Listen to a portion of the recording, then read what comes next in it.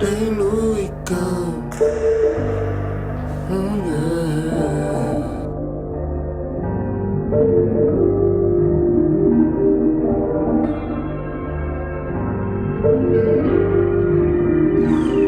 How you walking in the future, but still forget your past.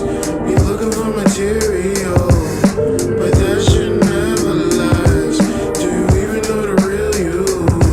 They can only see you through a mask. You was walking in the future, but still don't know your past.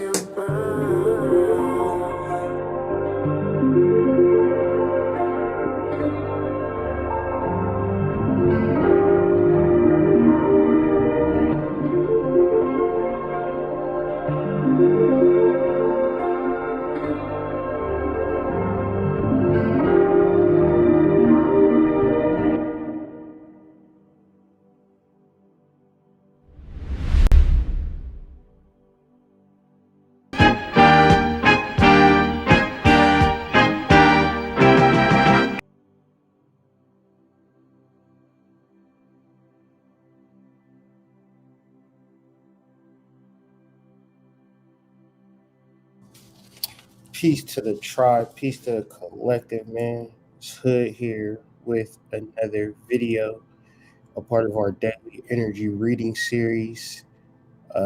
Had a family emergency yesterday, but everything is good, everything is gravy. All that to say, I missed a day, but we are back in full effect. Um, and I actually did a whole breakdown. I had a video planned for yesterday, just had no space or time to do it. So I felt that it was some powerful information. So I'm not going to just let it go to waste. And for those who wish to receive this message, this video is for you.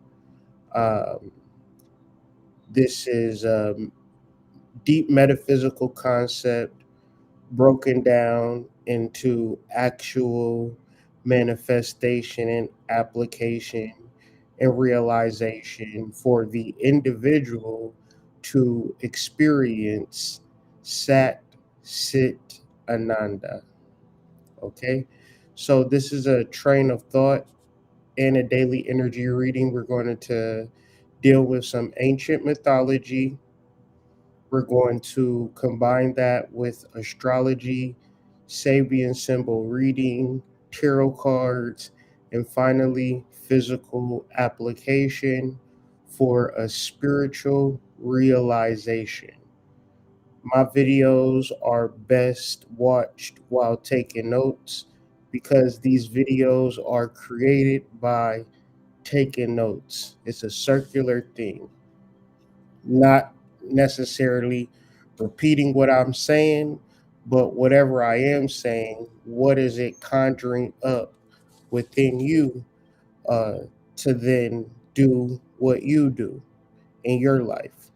So, first things first, I want to give thanks to our sponsors. My new endeavor, Health is Wealth, Botanicals and Herbs. It is a metaphysical e-commerce slash blog site um, where you can go there, catch a good read, check out the newest botanical inventions me or my wife are creating. As you know, we're just doing what we do and bring it to the public because Spirit said do it at this time. So, another sponsor, White Rabbit Psych, my baby.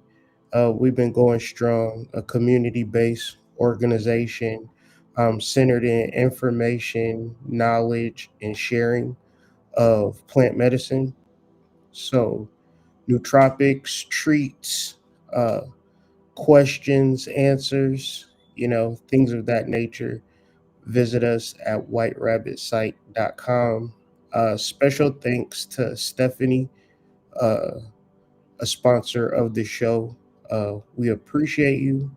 And, you know, people like you, uh, just reinforce that I'm on my path doing what I'm supposed to do. So any donation, whether it's $2, 50 cent, is appreciated. And the Cash App is $ Hood Mystic 38. So let's start the conversation off like this. Whether you know it or not, the ultimate inevitable path is the path to realization. Simpler terms, the path of feeling how you feel as God, feeling how you feel as a spiritual being. This is your path because you are a God. You have an immense energy, frequency, and vibration that can impact yourself with life, but impact the world with said frequency, vibration, and energy. This is the path that we are all on at the very, very, very end of the day. A jiva, or an initiate or a practitioner, is instructed to shift identification from the ego mind complex to the Atman, which is the soul, which is the God within. The God within you. Anybody that is listening to this video, that is not a bot, that is not an NPC, that is a human being. You have an Atman. You have an inner God. And the point of it all is to shift identification from the ego mind complex in all of its bells and whistles to the Atman, which is non-different from the Brahman, the ultimate reality. So what is this saying? Within you is the ultimate reality. But when your identification is identified with the ego mind, the ultimate reality for you is suffering. The purpose of human birth is therefore the direct realization of Aham Brahmasi, or I am Brahman. You are Brahman. You are the ultimate reality. Do you feel that? If you don't feel that, then you haven't experienced prana, or direct wisdom. Before you can impact the world, before you can impact your new job that you just got hired on, and you're trying to impress people, or the new relationship, you're trying to impress that person and show off and show out, you first have to feel yourself. But the ego cannot feel the ego because the ego is not to be felt. The ego has to feel something much larger. And this is the path of self-realization. This realization culminates in the experiential recognition of Sat Sit Ananda. Sat meaning being, Sit meaning consciousness, and Ananda meaning bliss. When you realize this, when you experience this, you then result in moksha, or liberation, or true freedom.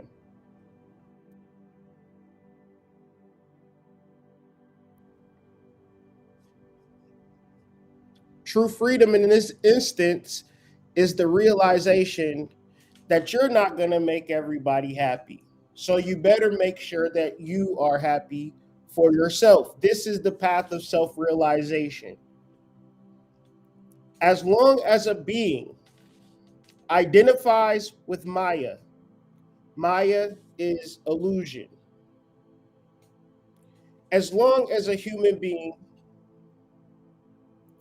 identifies with the illusion, the material, the finite, the phenomenal appearance of reality, that being will continuously accrue karma and remains bound within samsara, the cycle of birth and death. And if you want to be like Cypher in the Matrix and eat your rare steak, have at it.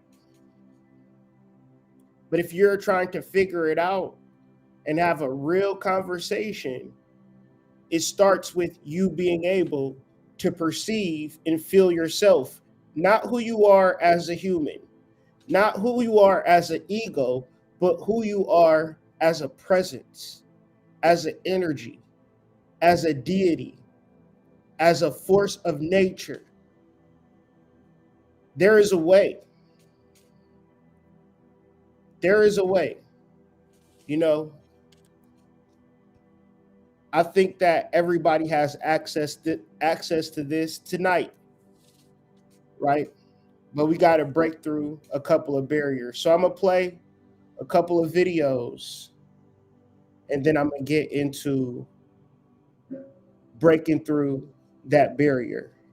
And if y'all can hear the video, just throw a 1 in the chat. If you can't hear, say it's no sound or things of that nature.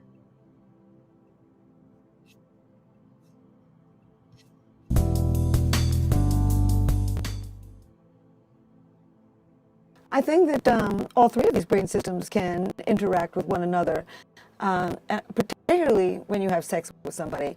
Any kind of sexual stimulation of the genitals triggers the dopamine system in the brain and can push you over that threshold into falling in love with that person.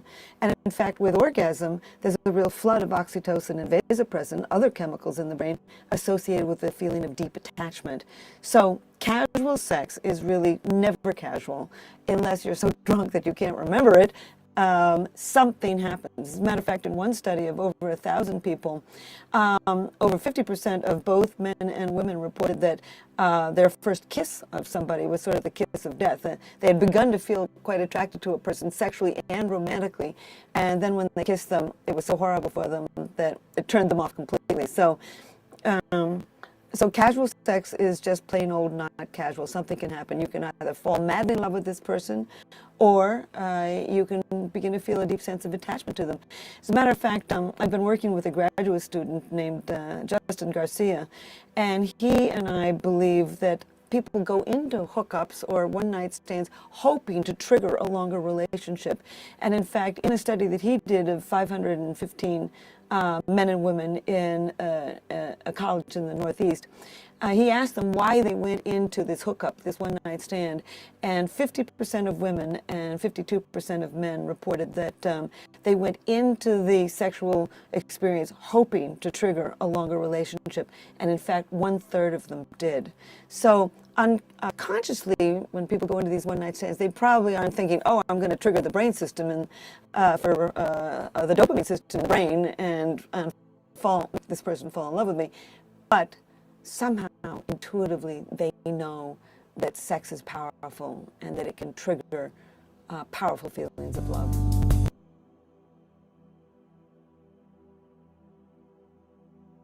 I think that guys experience the same kind of trauma from engaging in hookup culture that women do. And I have spent many a night on the phone with women who I've known, acquaintances and whatnot, who have been lonely, who have been depressed, who have been, reaching for alcohol, who have been reaching for some type of drug pick-me-up, who have been reaching for some type of stimulant, reaching for Xanax, reaching for an antidepressant because they engage in hookup culture. That guy doesn't call them afterward because that's not what hookup culture is about. And they go home and they feel empty and they feel lonely because that's what hookup culture is, right? It's not a reliable shoulder the next day. It's not someone telling you they love you. It's not someone making you feel comfortable and safe. It's not about respect. It's about a quickie. It's about, we're here for just physical satisfaction and we're out.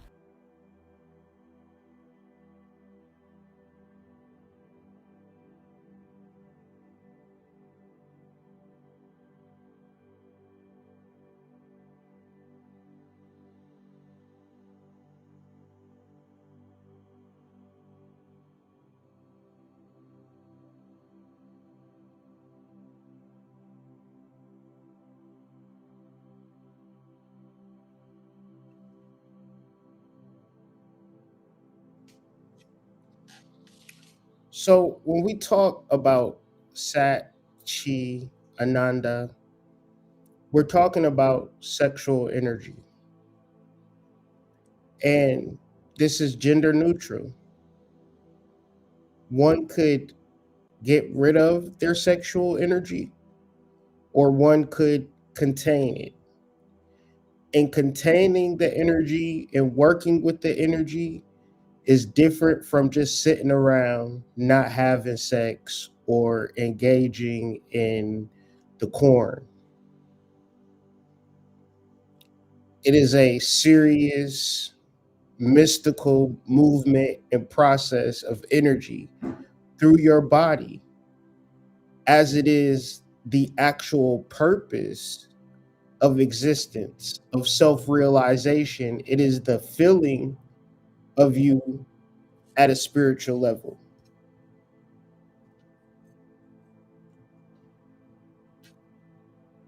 When you engage in casual sex or even sex with somebody that you don't, for lack of better words, love, let me just say this. When you in a relationship and you married and the love of your life, and you and the love of your life are having sex all the time or once, it doesn't matter. When we talk about this particular process, sex is the problem. It don't mean that you need to divorce your wife or divorce your husband. It does mean that you need to separate some time for yourself and your sexual energy for whatever reason. Maybe your girl work or you work or she's going out of town, or you know shit happens. What you going to do? Or for whatever reason people cheat on each other, do all this kind of weird stuff. A lot of it is the inability to handle their own sexual energy. So in this culture, in this society, we value the discharge of energy.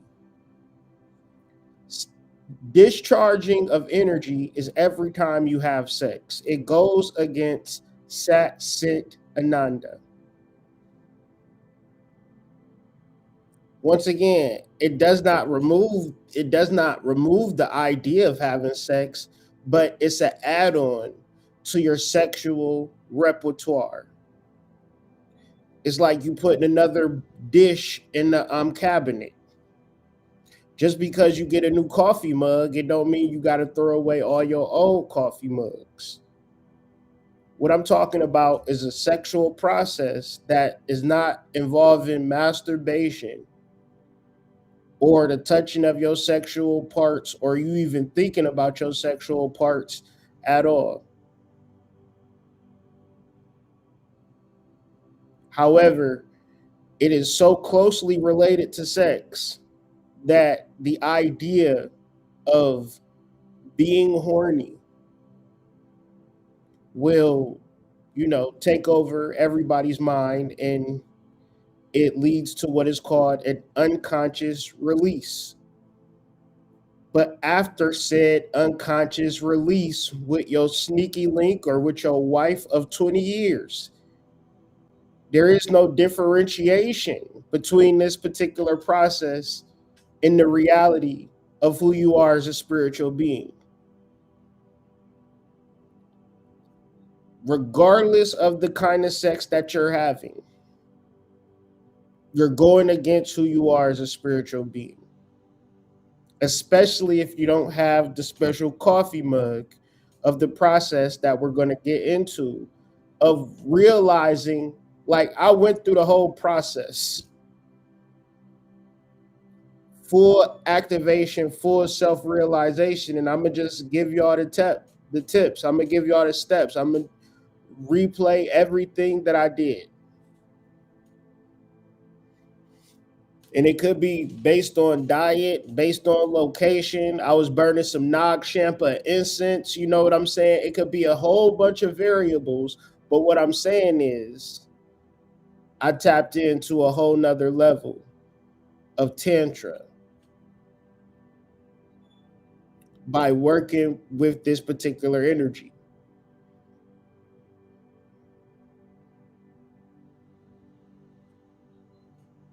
Because every time you have sex, you losing something. Something is leaving. Something is going away, and there's nothing wrong with it. The facts are just the facts when it pertains to this particular process. Sat, sit, Ananda. Now, what does containment do? Containment of your sexual energy is when it's held consciously, when it's moved through your body, when you're engaging your sexual energy.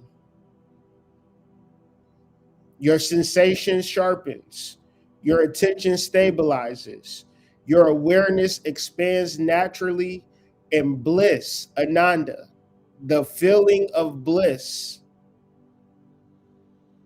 where it just takes over your body. Because bliss is already inside of you. The problem is when you get horny, you want to share it with somebody. Or you want to cut on the doom doom doom doom doom. Y'all know what that is. Don't be dumb. Shout out to ASAP Rocky. For all of these daily energy reading slideshows, if you want to like look back at what we've been doing, check out the podcast. This would also be in a podcast form. Visit the Substack, subscribe to the Substack, become a free member or a paid member. You know, we're going to start opening up the tarot cards. Either somebody stole my tarot cards, y'all, or I lost them. I mean, I don't know. I'm the type of person, I'll put something somewhere and I'll be like, that's where that's at. And I know where it's at. Like my cards was on my desk, and then all of a sudden they weren't on my desk. So, you know, I set up an investigation with the spiritual detectives, but I need some new tarot cards. When I get some new tarot, first they was $20, chat, and now they $40, chat. That's $40. That it's crazy out here. I left the house. I spent $100. I said, damn, can't even leave the house no more without spending $100. You just be doing regular. Lord forbid you need some gas. Goodness gracious. But anyways, visit the Substack. We got a free tier, paid tier. Just support the channel. And it's like a good index, like just in case you want to catch my content outside of YouTube. They might not show me on the algorithm. You could join the Substack, and I do all of these videos live on Substack the same way I do it on YouTube. So you never know. You know, I could say something about the Illuminati and they ban my channel. You know, you just never know. So let's get into the aspects of the day, which are Jupiter and Gemini. Like I said, this was a video from yesterday, but yesterday we can title that Murphy's Law. Anything that could go wrong did go wrong yesterday, but not in a negative way. I mean, all's well that ends well, as they say. So, you know, I'm here now, ready to talk. I can't skip over this particular energy, y'all. You know, I have to share this because I had such a powerful experience understanding and overstanding, like reading it and then going through the motions of experiencing it. Man, like it was like a feeling that I never felt, but I was able to put everything in perspective, right? Everybody not going to like me. You know what I'm saying? Everybody not going to like me. But guess what? I love me, right?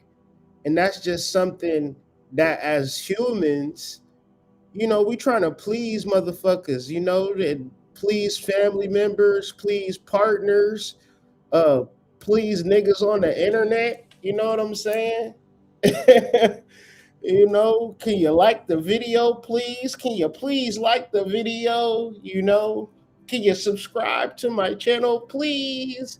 Am I a nice guy enough for you to like? You know, but man, I don't give a shit, man. I love me and the person that I'm becoming, and you know, I appreciate my wife for motivating me to stretch. You know, and stretching, that has been a journey. That has been a journey for me. I don't think I haven't really stretched my body out in years, you know, so it's like a big chunk of ice just thawing out, you know. Just and it is like and I'm telling you, a lot of stress, a lot of buildup, a lot of trauma just stored in the body with nowhere to go. Right? I can't make enough money to stretch out my fascia. That's that. And when you look at this stellium in Capricorn, let me see. Got an OG book, Astrology Explained by Kyrie Anthony. That's on Amazon, right? We could either, let's go to, you know, this section of the book, man. Astrology and the occult wisdom of the body. Okay? I'm going to just skip and dip and pip and flip and find it, right? I'm going to find you. Capricorn, right? All this energy is in Capricorn. Saturn Capricorn is linked to our skin, teeth, bones, the foundation to our health. The fascia energy system is the least most understood energy system and quite possibly the most important. There is no part of the body, not one single cell that isn't connected to this crystal-like lattice. As a result, Capricorn and Saturn represent our basic protective mechanism and boundary against the outside world. So that's in this book right here. You can get that off Amazon. But even deeper, I challenge you to feel you, not touch me, tease me like Case, but in the modality of stretching and yoga and posing. I promise you. And maybe it might not happen today because I've been actively stretching daily, multiple times a day. Like really just feeling like, damn, I need to stretch right now. You feel me? Like I ain't even ever felt like that before, you know, like I'll be doing a lot of shit, but I never just like, all right, let me slow down in the middle of the day and just stretch. Right. And so I did that yesterday. And every day I make my coffee. I take me a little mushroom, little stalk, nothing crazy, just a little stalk, you know. I add it to my coffee and it's my little microdose. But this I did that yesterday and it was like I knew what to do with it when I started stretching.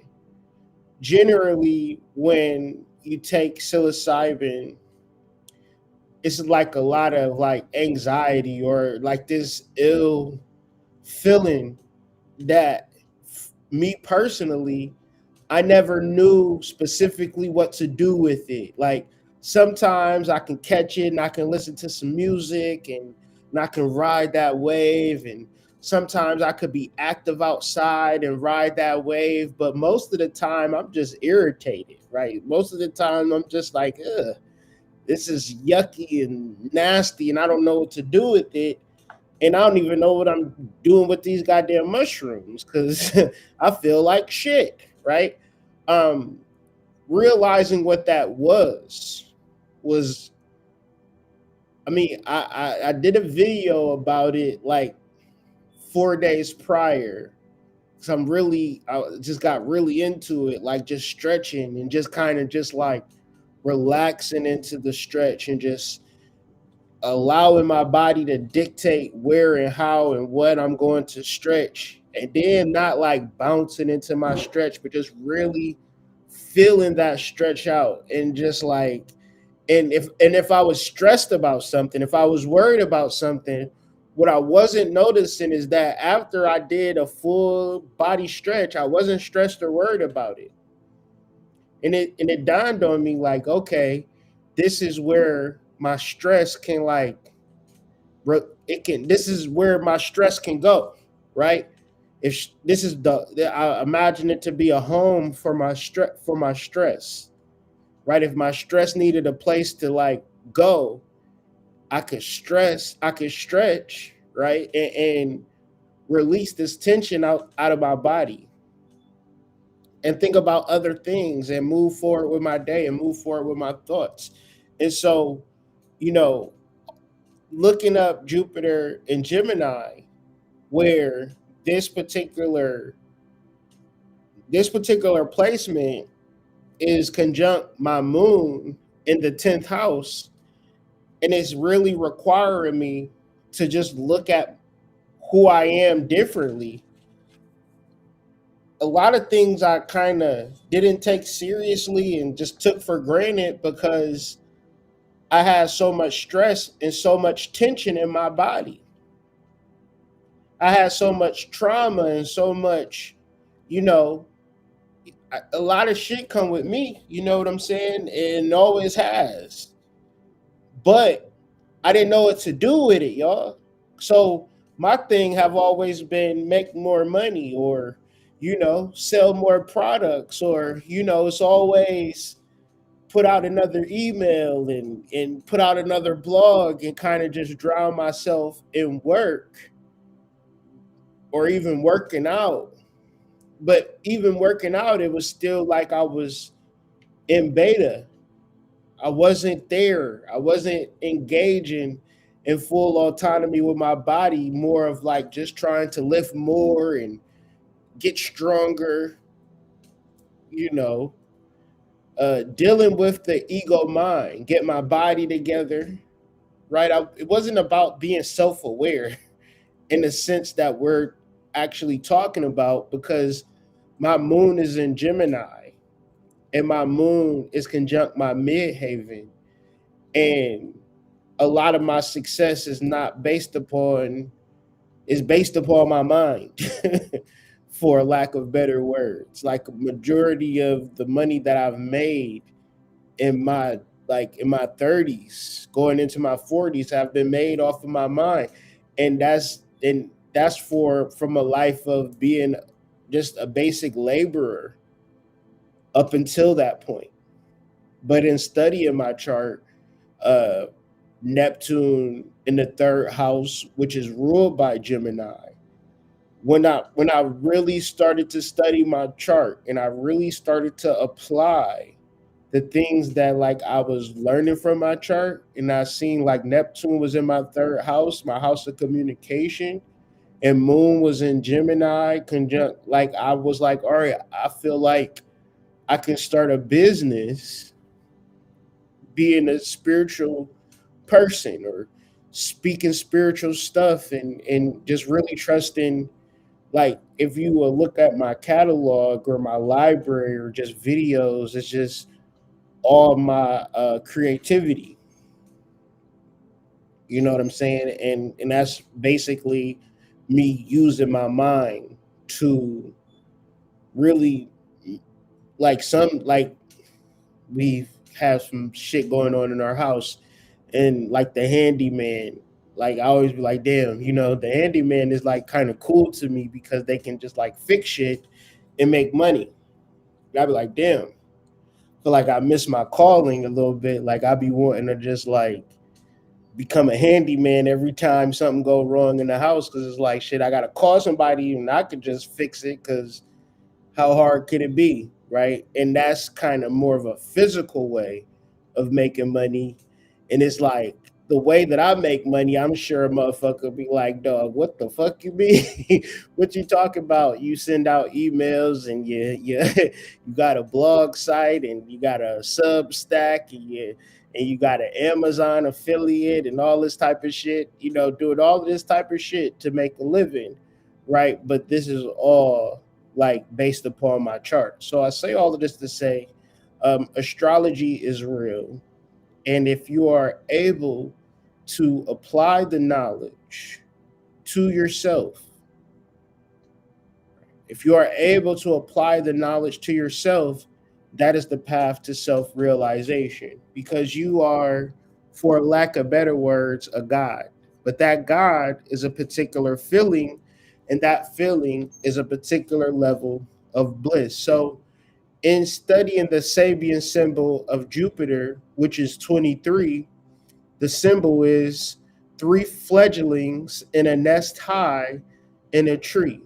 So the symbology in reverse, the tree, almost always referring to the Kabbalah, tree of life, right? Nest high, almost always referring to the Ein Sof R, and the three fledglings representing the Ein Sof R, or three birds in the upper realms of the tree of life, which gives us all of our sustenance, which we derive all of our true value from, the unknowable.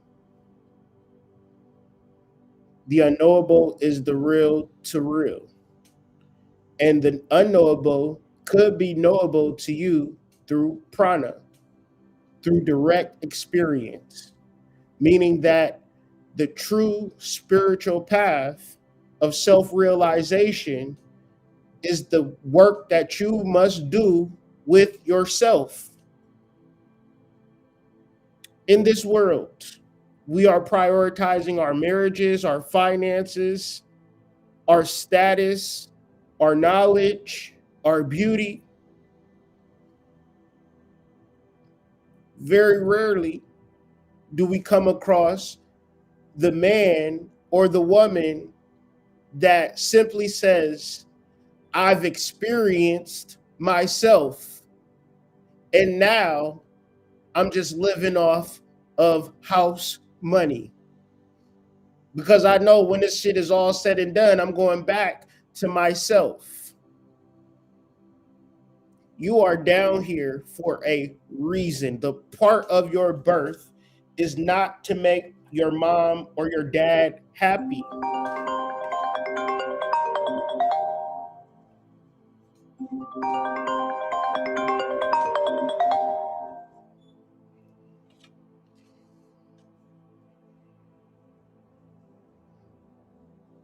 To make your lover happy.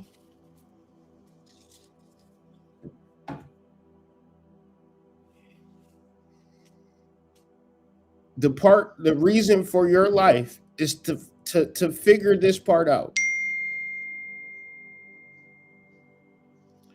In traditional symbolism, birds usually refer to spiritual forces, or at least to the higher and freer aspects of the mind. Here, we only see the very beginning of a process in what we might also call the upper chamber of consciousness, where the creative power of the spirit can be received and assimilated. When you study the posture and the poses, this dude keep texting my son about goddamn playing some damn Roblox. I'm about to call his damn mama, tell him, why is your son on the phone at 10:55 at night talking about some damn Roblox? My son 10 years old. He ain't up playing Roblox. That nigga sleep. Anyways.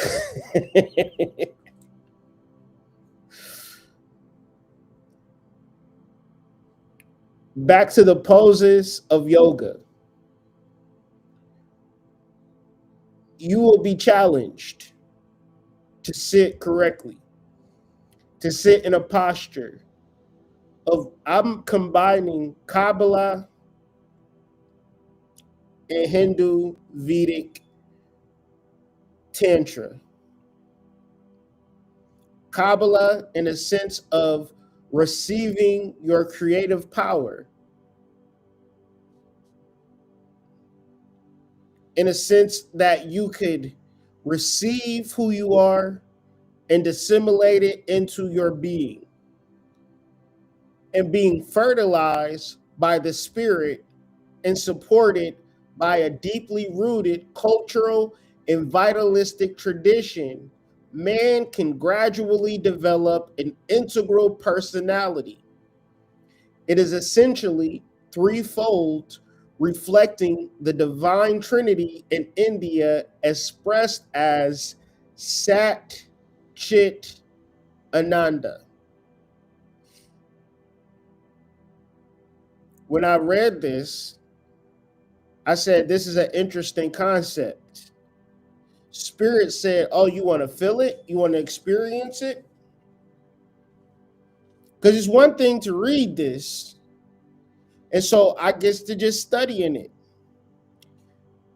And I wrote down 2 sentences. Mind you, I'm studying and just drinking my coffee, studying and drinking my coffee, not thinking nothing. I'm just having a regular day, but it wasn't a regular day, I might add. I'm gonna let y'all know the 2 sentences that I wrote down I stopped writing. Everything is for you to find yourself, and everything before finding yourself is suffering. I just stopped writing, and I said, oh, let me go stretch. And so I'm just following my body. I'm just following wherever my body is telling me to stretch, stop bouncing, stop moving, just relax, breathe into it, get deeper into that stretch, hold that stretch. And I got into a lotus pose. And these poses, they're difficult at first. At first, man, this shit was giving me hell. I couldn't even sit on the ground really without my legs falling asleep. It was just kind of crazy. And I guess I've been practicing for a year now, because I'm thinking like this past summer, I'm trying to sit down at the park. Like, no, this shit ain't right. I can't even sit down at the park. So ever since then, I kind of just been practicing just sitting and being lower to the ground and just getting comfortable being to the ground. And a lot of it is kind of like getting into those poses that should be stretching out your groin. But like, I guess over the past couple of weeks, I've been sitting and I've been noticing, maybe ever since December, I've been like, shit, this motherfucking shit hurt. You know what I'm saying? I'm looking at the clock. I'm timing myself like, finally out of this pose. As of late, I've been sitting in these poses and I was like, I guess they hurt, but I can sit here for a while. And I was like, damn, this feel like growth, right? And I'm cool with that. And then yesterday, I was going through my stretches and then I got into my posture. And I just really felt like I was receiving something, right? And I was sitting like in a lotus position, not the full lotus. I would clarify it as like a half lotus, and my groin fully stretched. And I'm just sitting there, and I'm just like, and I guess the mushrooms was just hitting me at a certain type of frequency where I was just I was just there. I was present and I was receiving, and I was receiving something. I don't know what I was receiving.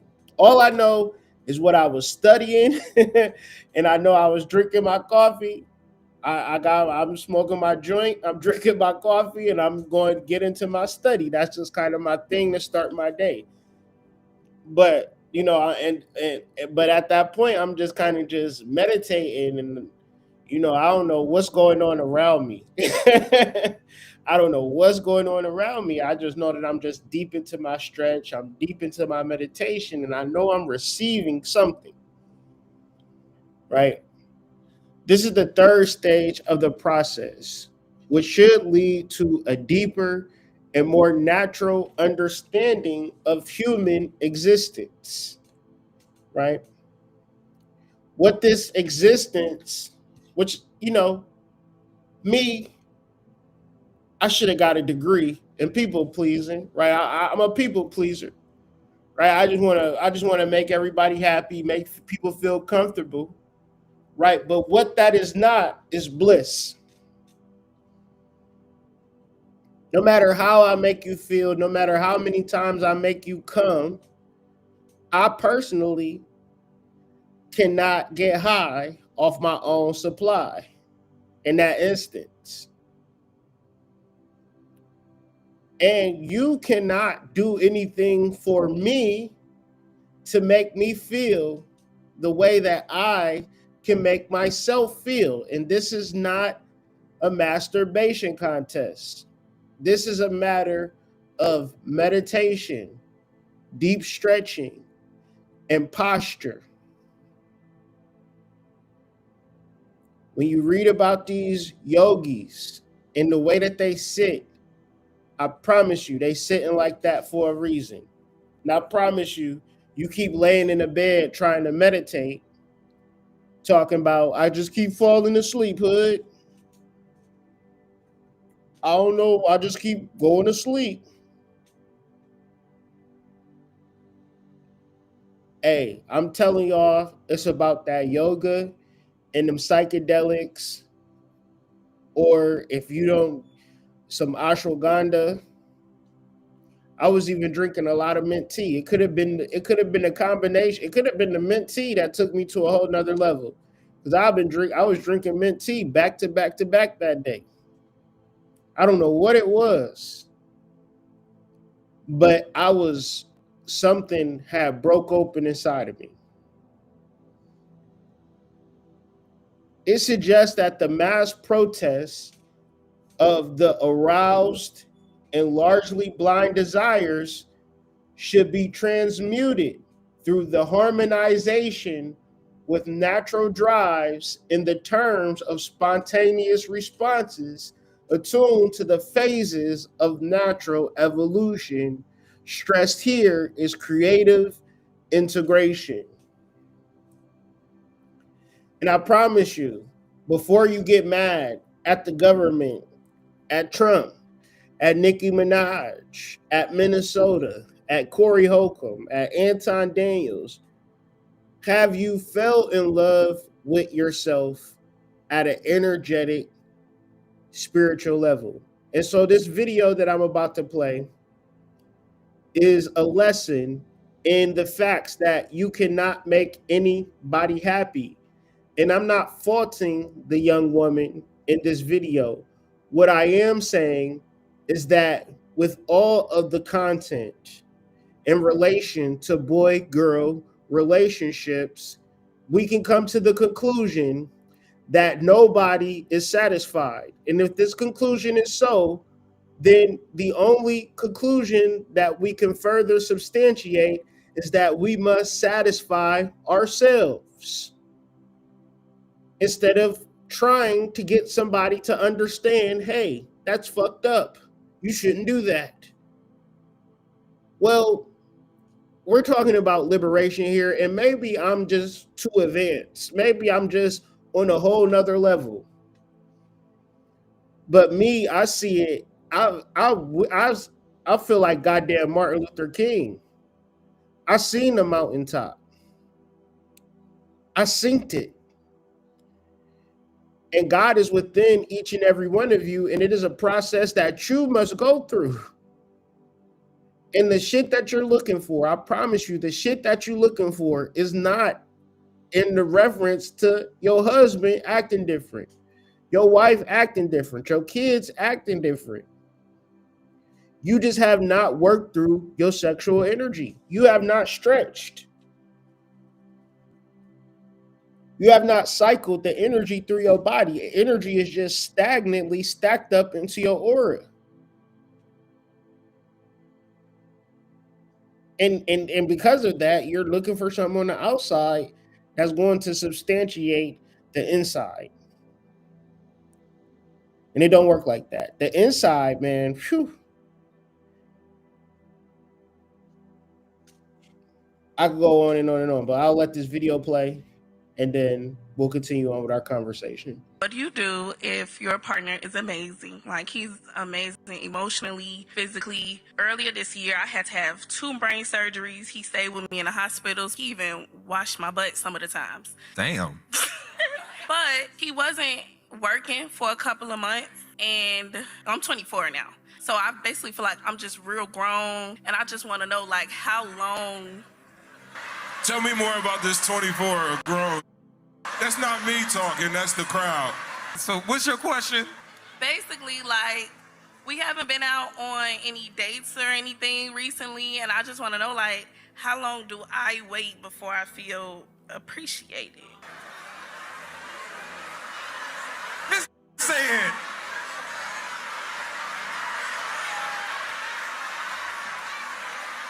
And you don't feel appreciated. Can't win. This is at the point that we have to acknowledge people's capacities. Because while you were in your season of being taken care of, he was the one doing the nursing back to health, right? And he could probably still be trying to regain his capacity for himself after spending his year taking care of you. And as you've gotten able to be better and, oh, I feel better now, I want to go on dates, he's trying to process what he just went through. So instead of you saying, how do I get to the space of me feeling appreciated, what have you done to show appreciation to your man for just nursing you back to health? You said that you're 24 and you're grown, right? I think this is exactly where you showing your age at. I want to offer that you learn the signs of a good man. Because if you don't, you will become an of-age, mature woman that looks back at him and his wife and his family, and you say, I really up.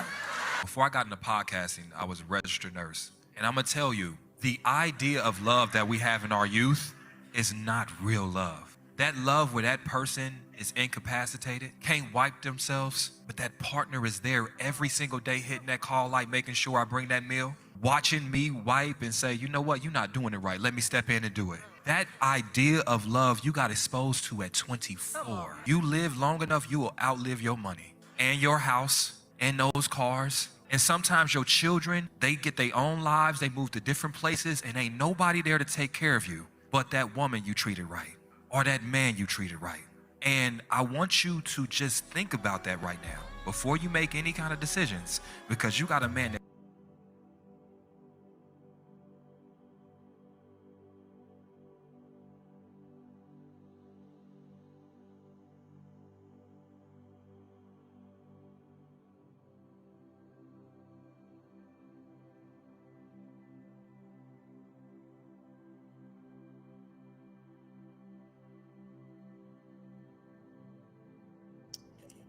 Okay. So I played that video because it helps me elucidate this larger point and related to the deacon of the Gemini energy, which is the third deacon of Gemini,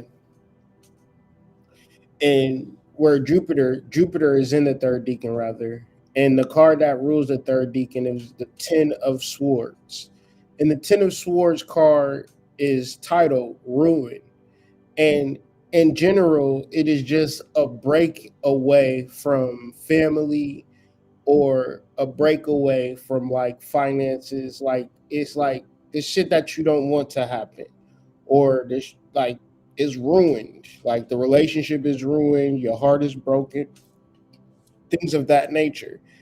And this goes back to Sat Sit Ananda, where if you look at it as bad, it's definitely bad. But if you have a strong relationship with yourself, like, you know, your girl could leave you, but if you have a strong routine, like a strong stretch routine, you like, I mean, it would hurt and I would be sad. But I'm also never going to get what I'm looking for from any woman or any man. What I'm actually looking for is a process that comes from me. Bliss is an individual process and it can't be shared. So it's not to say everybody should file for divorce, but one of y'all is going to die before the other one, or y'all might break up. Like these are the things that generally happen. And if we don't have Sat Sit Ananda in our cabinet, if we can't drink a cup of Sat Sit Ananda when we need to feel bliss, and we imagine that bliss is found in a sexual relationship or dealing with an abusive or toxic partner because the sex is so good, especially for a man. In order for a man to feel orgasm, he he is only men experiences ejaculation through sex. The orgasm actually have to come from God. And if you are a man and you stretch out that growing and you allow that blood to circulate, you will have an orgasm without having sex.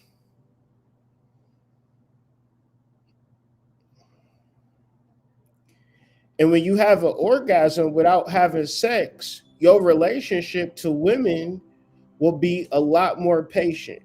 You'll be a lot less more horny. And from my old age, and I could be wrong, sex is much better with women when they ready to have sex. Right? Sometimes you be in a relationship with a woman and a lot of times you having sex because the guy is just horny. And not to say that women don't get horny, but sometimes they just wanna have sex.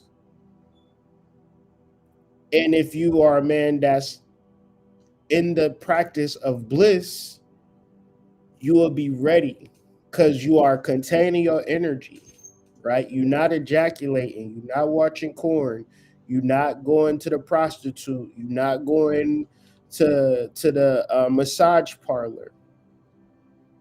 You just deep stretching, working out, doing cardio, getting in the sauna, eating right, drinking your juices, eating your fruits, eating your vegetables, high on your fiber. If you eating meat, you eating clean meat. You're not eating that um, dollar store buffalo wing shit. You taking care of yourself, and if she want to have sex, cool. But if she don't want to have sex, it ain't the end of the world. And it ain't like it's different because niggas, the conversation is so convoluted because niggas would think like, oh yeah, well, I could just jack off and then I won't be horny no more. Well, you just discharge your energy. That's not the goal either. The process is containing your energy, understanding that you are a sexual being, and actually knowing what to do with the sexual energy outside of having sex with somebody else or masturbating. but really spirifying it. I just made up a word. That's a combination of spiritualizing and purifying. Spirifying your energy, staying hydrated, drinking a couple of them coconuts, the coconut water. You know what I'm saying? You drink too much water, man, you be dehydrated for real. All you drinking is water, water, water. That shit is dehydrating. Substitute it with some coconut water too. So this is the ten of swords, the card that rules the third deacon of Jupiter. I mean the third deacon of Gemini, which Jupiter resides in, right? And what you see here is a tree. This is actually in the symbol of the tree of life, and where the major parts are at is right down here. We have matters of the heart, and then our financial matters at the top. This card is ruled by the sun, our overall expression and identity. In the goal, this is so people will look at the Ten of Swords as a bad card. But if you look at it alchemical, if you look at it as a scientist, it's not a bad card at all. It's a card that allows you to come, oh man, it allows you to perceive and be who you are as yourself without taking away nothing from any other relationships. This is something you are doing for yourself, right? As a man, as a woman, as a spiritual being. You are taking your sexual energy and you are utilizing it. The same way, it's like your breath. You ain't going to give your breath to somebody else. If you take a deep breath, somebody be like, damn, why you taking a deep breath like that? Why can't I get some of that? Like, it's your breath. It's your sexual energy. You don't need anybody to experience it.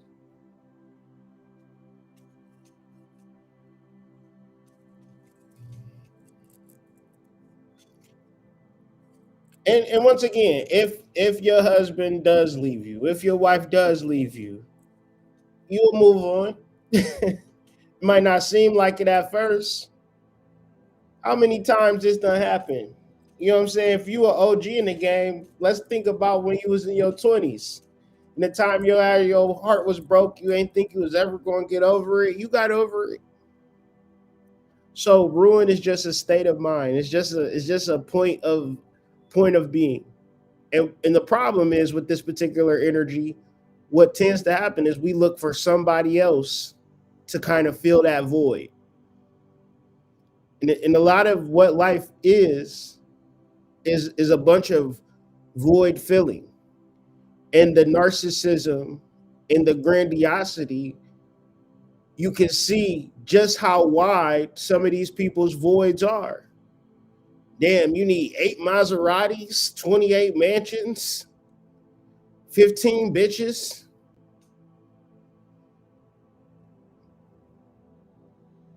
But then you might see and that's kind of where I've been at, just reflecting. That's just kind of where I've been at over like the past couple of months of trying to figure out who I am as a spiritualist in a world filled with materialists. And I'm grateful for this study. I'm grateful for this realization because I'm able to perceive it for what it truly is. Because if I didn't experience Sit Ananda, I wouldn't be talking to y'all like this. If I didn't go through everything that I just didn't run down from y'all, I read about it and I experienced it. And bliss is something that I felt on my yoga mat, lying down on my stomach, just basically just feeling better than I've ever felt in my entire life. And I just felt this energy just rotating and radiating in my sacral and root chakra. It was just like, it was vibrating. And I just was so grateful, and I was just so happy, and I was just like just bliss.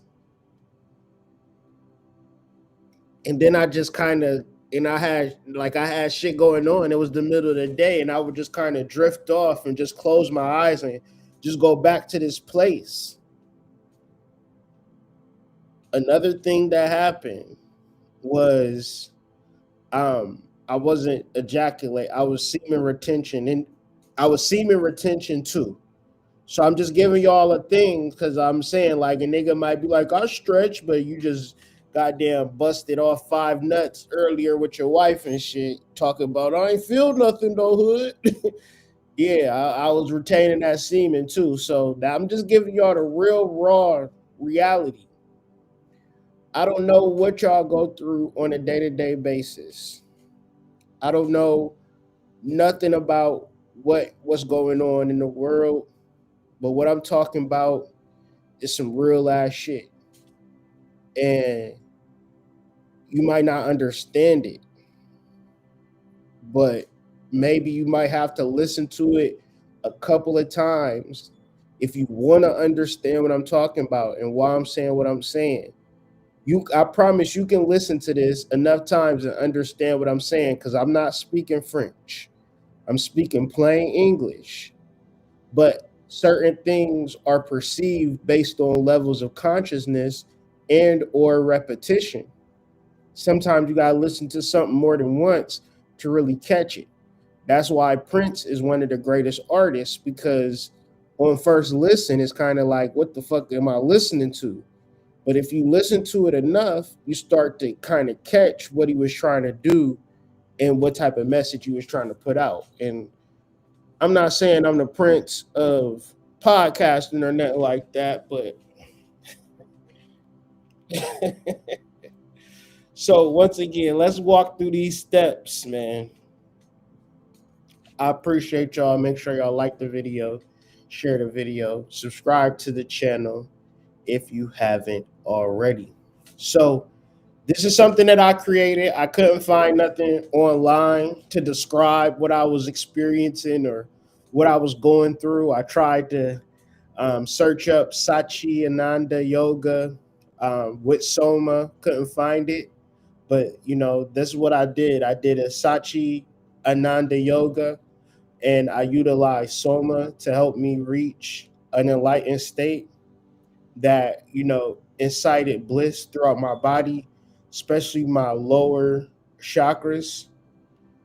And the main point that I want to kind of iterate is the seating posture.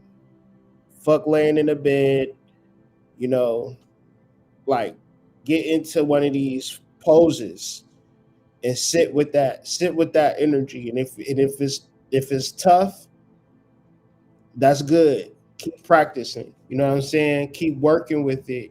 And over time, it'll get easier. Another thing, I did have my eyes closed through it all. Like I was just kind of just really following my body.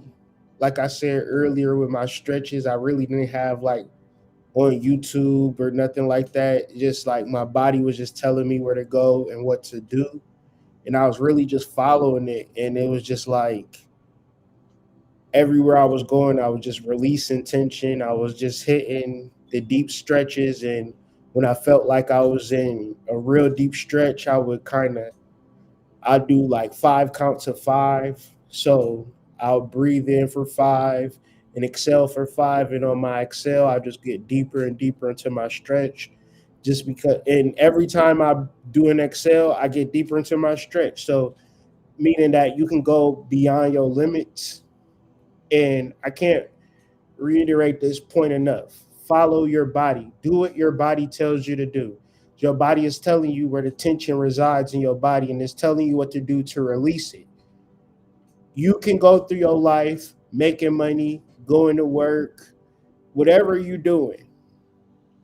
But if you got tension in your body, it's in your body to destroy you, right? It's in your body to throw you off and not give you the real full experience. So another thing that I was doing was that Give y'all the real. I've been taking my niacin capsules too.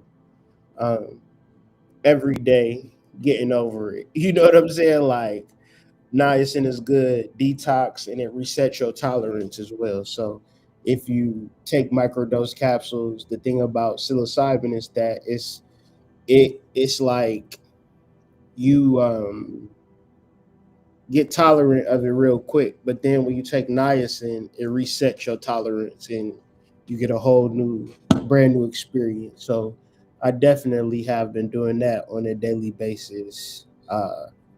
My Stem and Stacks capsules, and we sell those as well at White Rabbit site. So moving forward,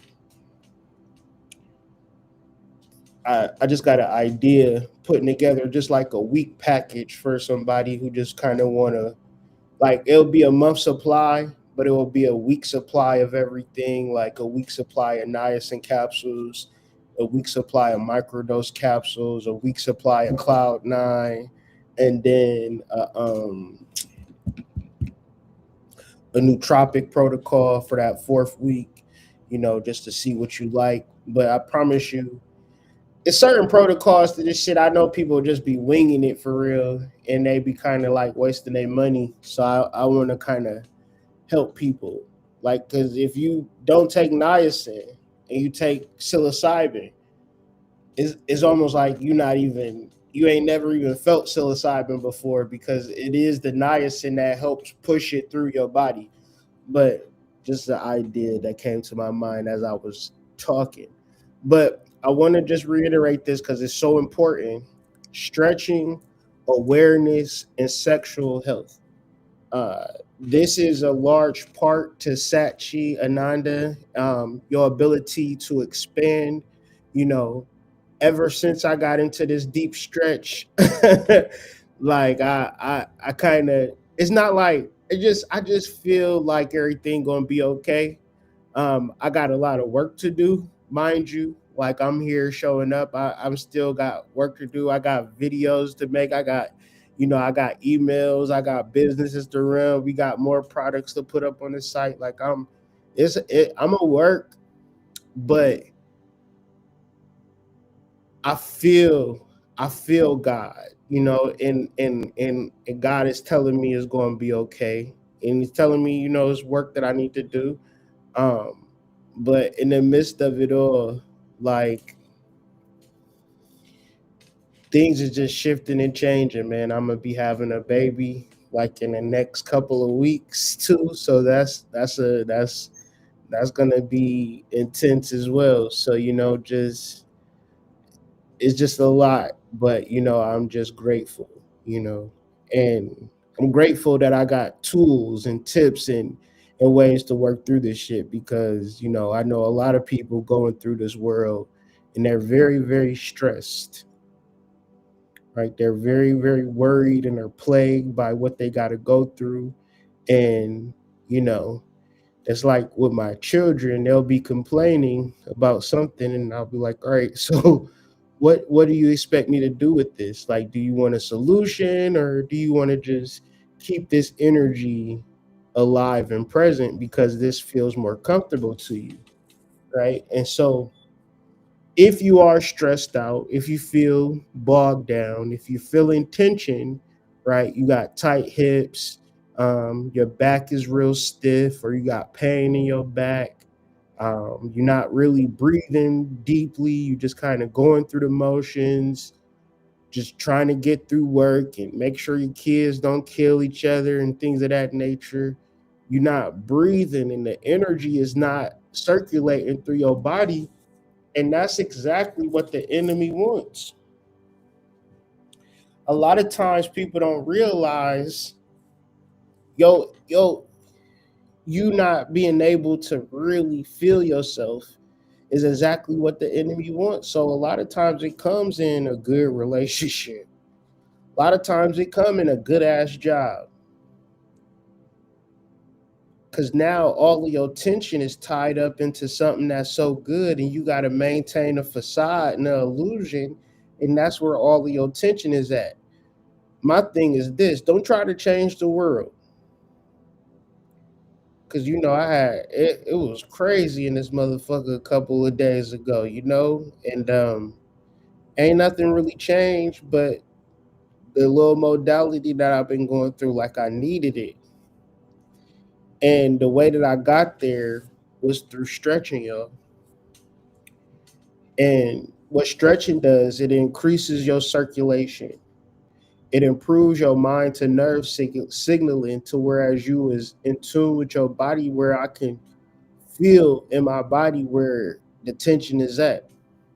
And that's so important because man, this tension been in my body for years. I mean, if I'm 40, I feel like this shit been in my body since I was 8 years old, 9 years old, 10 years old. I went through a real serious stretching regimen when I was a little boy. I was in dance class and we was stretching. I could like get into a full split, but when I left that school, I ain't stretch after that for real. Not like I've been stretching lately.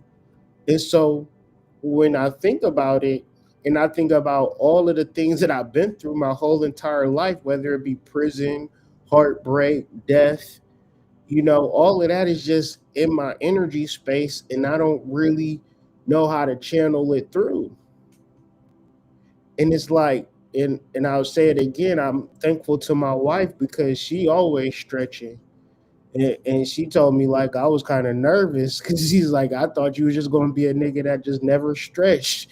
And you was just gonna be walking through this bitch all stiff, just all rigid and shit. Men, man, we don't be moving for real. We just kind of the tin man and shit. We gotta get those limbs, moving and grooving. You know what I'm saying? And it's important. But if you really want to get into some intimacy with your partner or your loved one or your significant other, make it a practice to get into deep stretching together. Make it a practice because the love that you guys feel for yourselves is the love that y'all will be able to transfer to one another. So let's get into what bliss is, because it's a threefold process: sat, sit, ananda, where it is being present, consciousness or truth, the reality, the ultimate reality in your life purpose is to experience the bliss that you truly are. And not only was I experienced this immense feeling of bliss, but I was also feeling like the energy of my presence. It was like I could only describe it as like a wind or like a force of energy, but it was just like directed towards me, and it was like I was just feeling myself as an energetic principle, as the ultimate reality, like as a primordial force, like chaos in the land before time. Like if you could just imagine a world where it's just energies, like if you just look at like the planets and how they like view the planets, and when they zoom in on the planets, it's just like these gases, and it's just like just the clouds and thunderstorms. It's just like that's how we are for real. That's us in our most primal sense. But it feels amazing though. You don't got to be afraid of it. It feels amazing. That's the only way I can describe it. It is bliss, right? Where it's like it's beyond the ego's consciousness. It's beyond what I'm stressing and worried about as a father, as a provider, as a this or as a that or as a, it's beyond all of that. Because all this shit gonna go away. It's all gonna disappear. But who we truly are, and I can't really express it in words like I want to. That's why I'm trying to like really, I want somebody that's been able to listen to this video, practice what I'm actually saying. so you can experience it yourself. Because that's the only thing that I can offer you. I can only offer you prana. I can only offer it to say you are going to have to directly experience yourself. In my words, is not ever going to do it justice. I'm trying my best, but really I can't even do it for real. So let's run down these points in reference to Ananda. Bliss, let's give Ashe to Ananda Lewis. She's an ancestor, right? And I love her. You know what I'm saying? As an ancestor, as a being, as a presence, as an energy. You know, I feel like her parents just named her perfectly when they named her Ananda.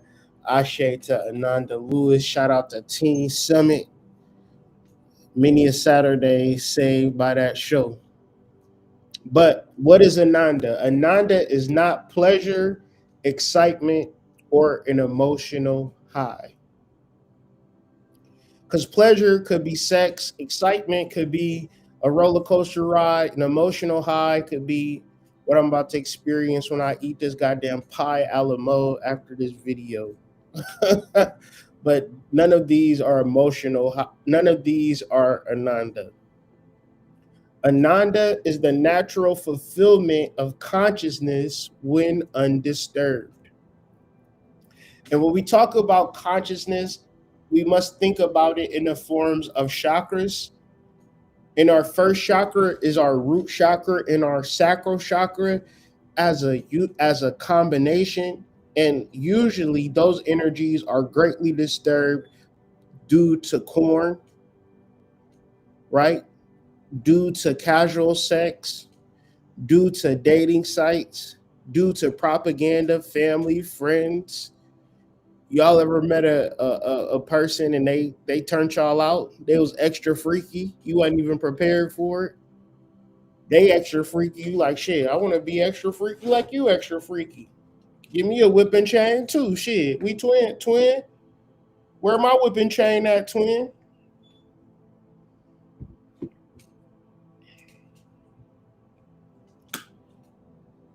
It's all types of kinky shit niggas be into. Niggas be buying sex for $40. Niggas be lonely. Niggas be sad, right? And when you feel in these types of ways, understand that your consciousness is now disturbed. And how can you feel Ananda when you are lonely? Oh, don't nobody like me. Get into some deep stretches and like yourself.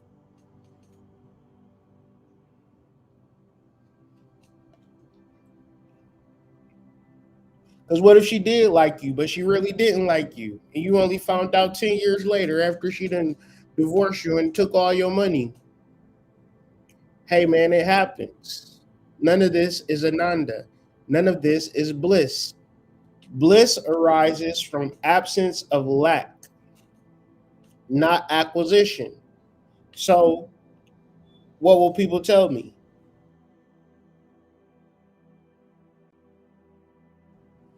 As soon as I get off work, I'm gonna get into this meditation thing you said. Tomorrow I gotta work first thing in the morning, so I get off work and then I'm gonna do it.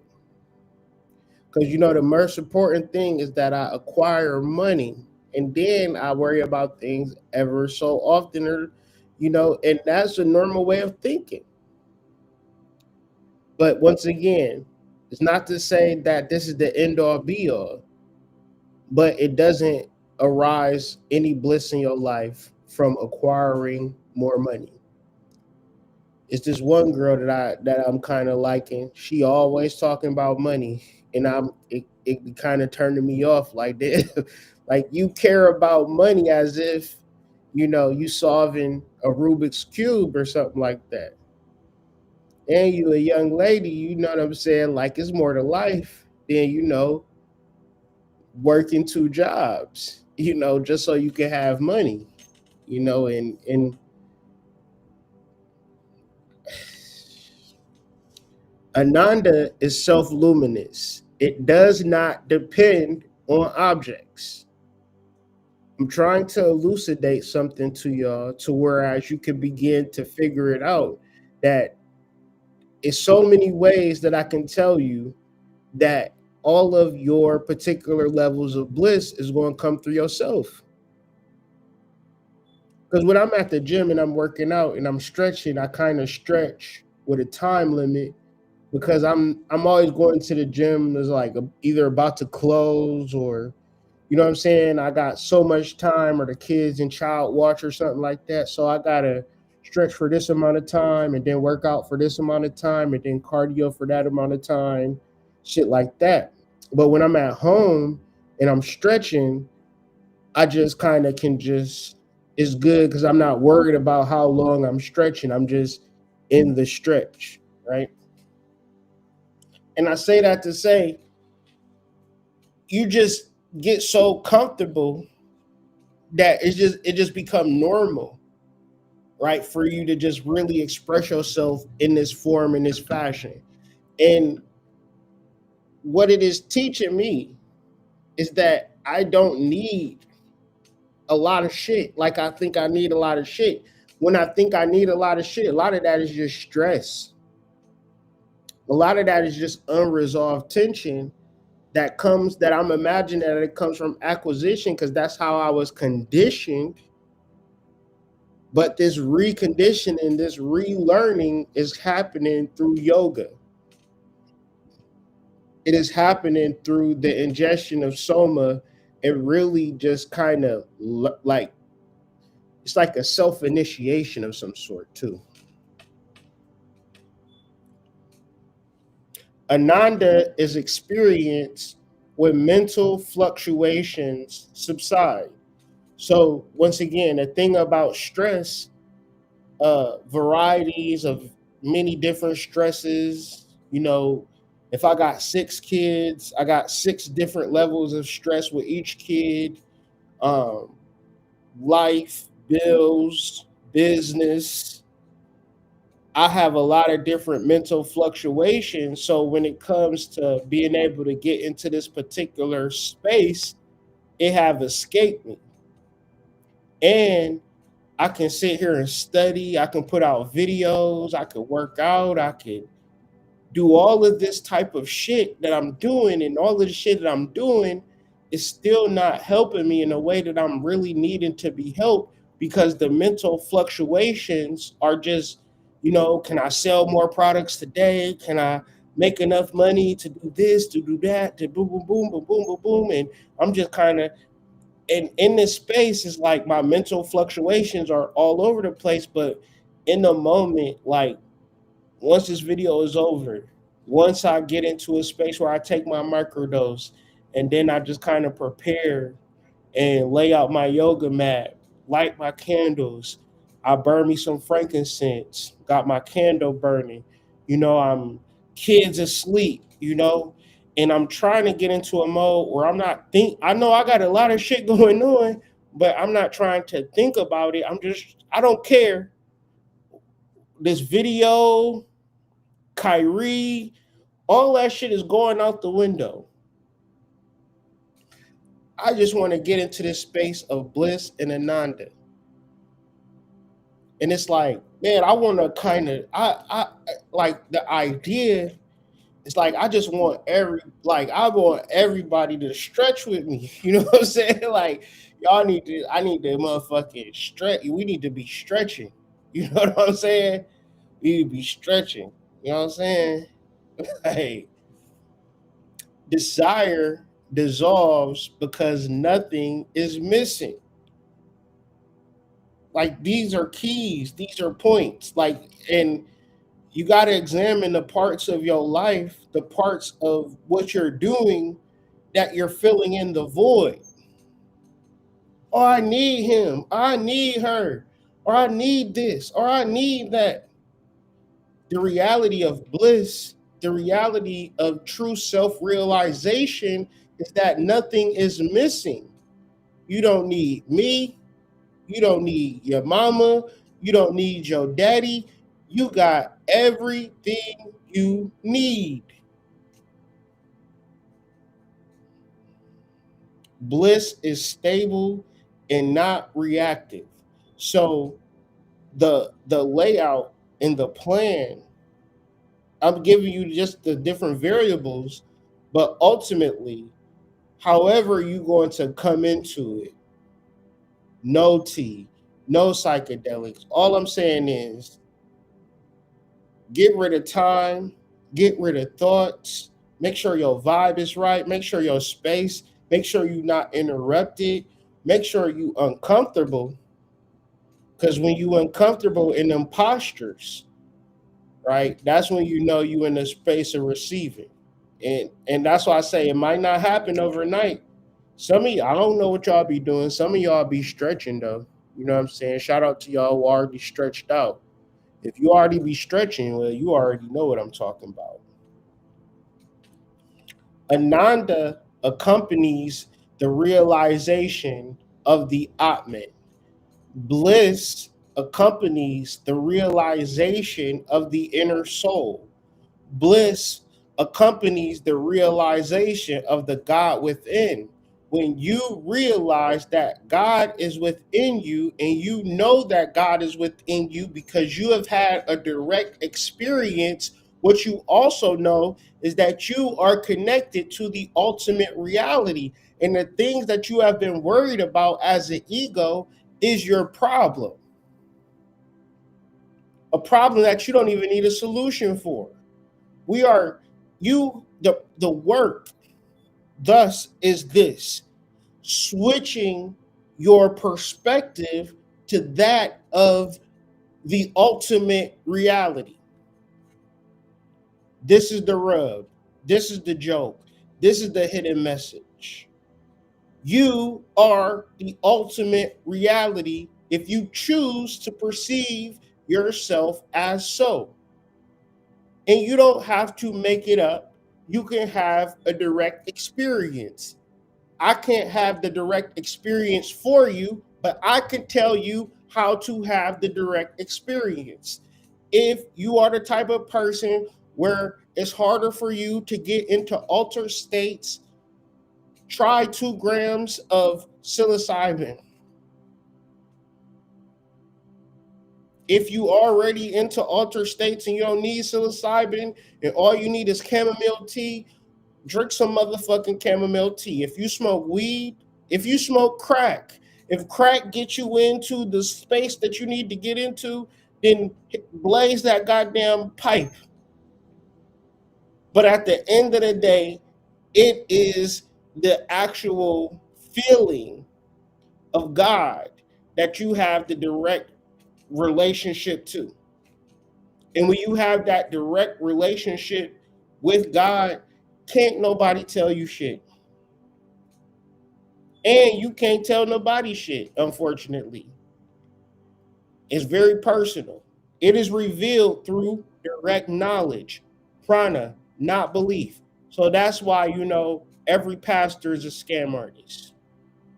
Every religious leader is a scam artist. Every spiritualist ultimately is a scam artist if they're not teaching that the only true path is the path to self-realization. And that is the path of direct knowledge between you and your God.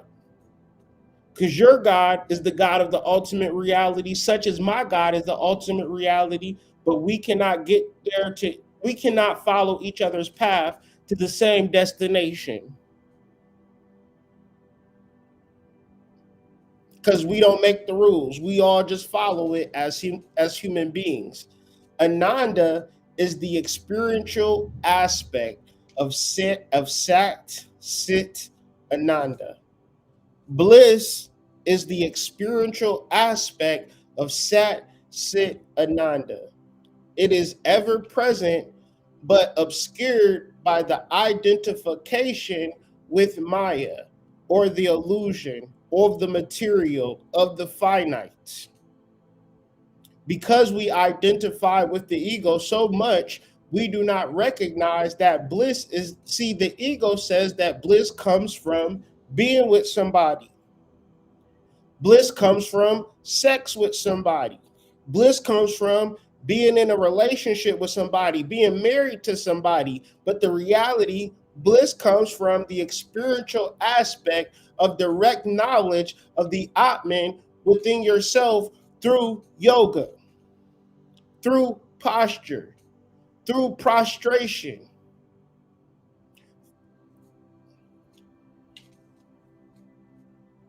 when ignorance falls away, bliss does not increase, it just becomes obvious. So what I'm laying, to me, it's just some obvious, regular, degular shit. If you actually want to do it, it's available to you. It's obvious. But you can't be ignorant. You just got to understand what I'm saying from a normal, everyday language. And if you took notes throughout this presentation, if you do your due diligence, I guarantee you come to the same realization. And maybe your yoga and maybe your posture is different from my posture. But I guarantee you, if you follow your body is not going to lead you wrong. If you release the tension out of your body, if you relax your body, if you switch your consciousness to that of the Atman, that of the soul, which is the aspect of the ultimate reality, you won't be wanting to protest in Minnesota. You will actually see the pain in each and every one of the politicians' eyes because they refuse to connect to the soul because they only want to control and be a part of the demiurge, a part of the archons. And all of these people are working specifically to keep you separated. The reason that this channel, this is not 1,000 people watching this live, is due to an algorithm.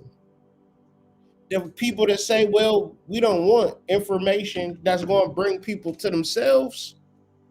We want a bunch of people to think outside of themselves. So we're going to blow and we're going to exploit content like that that separates people on a daily.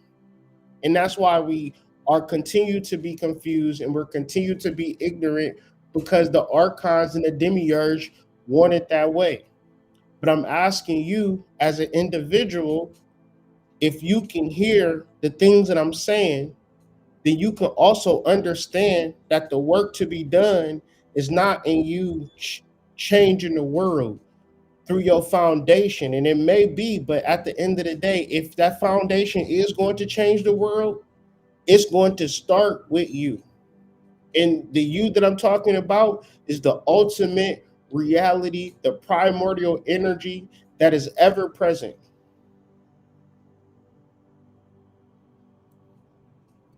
All you have to do is get rid of the identification with Maya.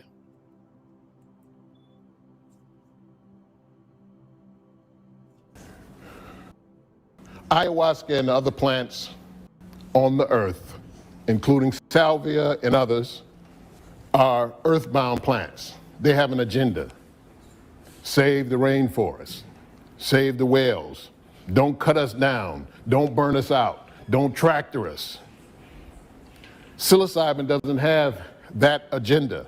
Psilocybin is an off-world hyper-organic technology.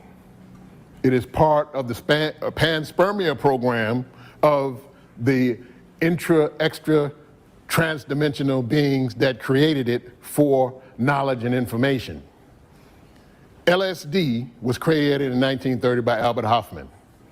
It's a great compound, but it does not have the plenum of information in it that psilocybin has in it. It only has the plenum of information that has been put in it since 1930 when he created it, and this morning or last night when some of you dropped some acid.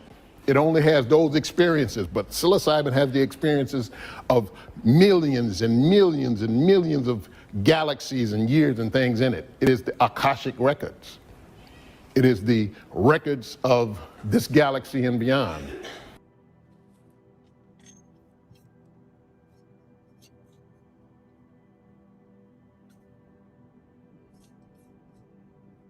So yes, man, I just want to thank our final sponsor, White Rabbit Psychedelics, man.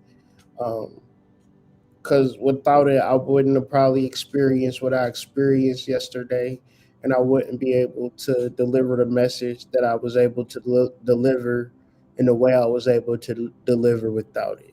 So if you were able to pull anything from this conversation as truth, as experience, and it motivates you to, divil and dabble. And I say all of this to say, You don't have to source your psychedelics from White Rabbit. You can source it yourself or any other credible source. But the point is still the point. It's not what you do, it's what you do with it, right? So I don't care where you get it from. What I'm more concerned is if you are stretching, if you're into some yoga, if you are, just in tune with your body and not letting your thoughts kind of take over and, just trying to trip out and look at vivid colors and things of that nature.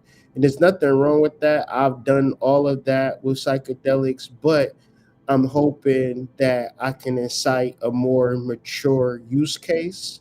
I don't see a lot of information about psychedelics and stretching, um, but I'm a serious proponent of it. Like I said, I mean, I wanna like, I can't really find a space to do it at, but I wanna just like have a space where we could all microdose and stretch together.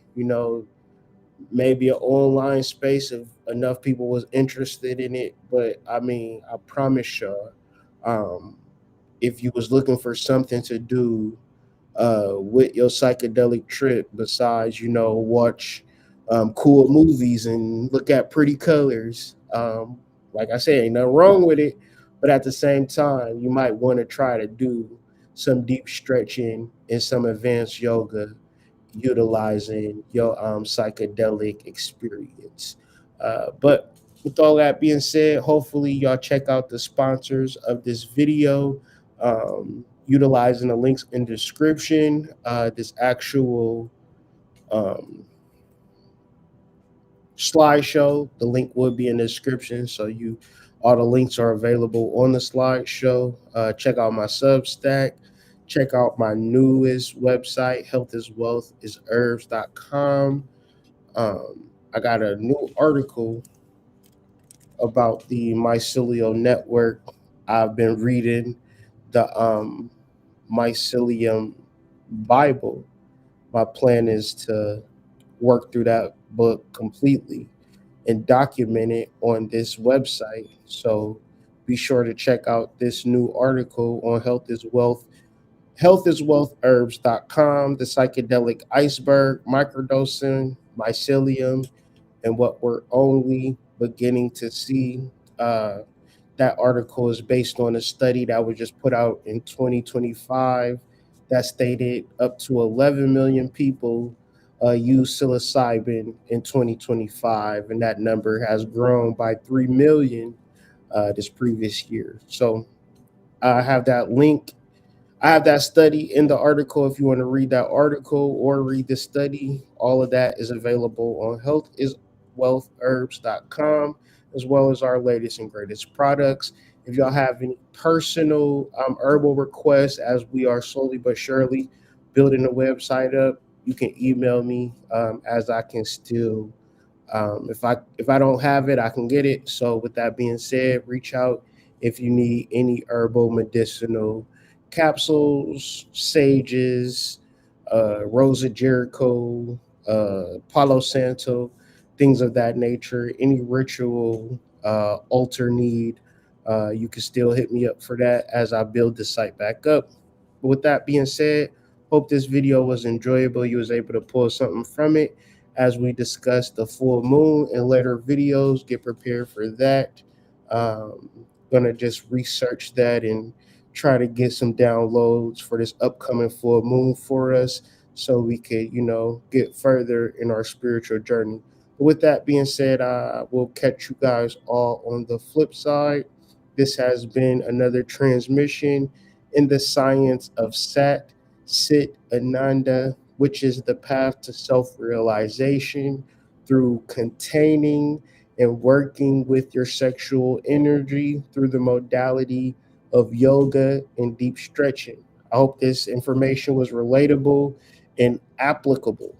So be sure to like this video, subscribe to the channel if you haven't already, share this video with somebody who may need it, somebody who has got a bunch of stored up tension in their body that they need to release, and all's well that ends well. Peace to the tribe, peace to the collective. Thank y'all for rocking with me, staying up with me as we get through this information. Peace to the tribe, peace to the collective.